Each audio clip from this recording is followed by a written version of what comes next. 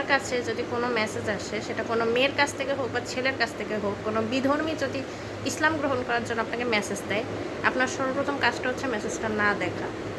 আপনি লাগলে সরাসরি তারা ব্লক করে দেন।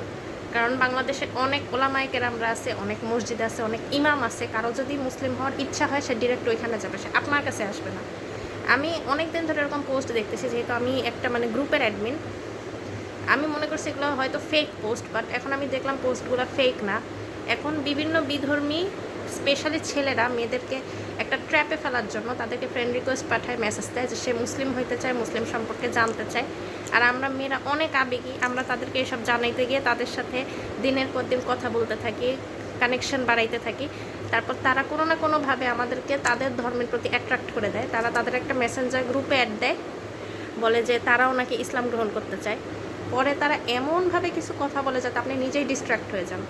আমি মনে করছিলাম কথাগুলো হয়তো মিথ্যা, কিন্তু আমি একটা পরিচিত মানুষকে দেখছি যে হঠাৎ করে অন্য ধর্মের কথা বলতেছে, এইটা হইলে তো ভালোই হইতো, এইটা করলে ওইরকম হইতো, এমন হইতো তেমন হইতো। আস্তাগফিরুল্লাহ।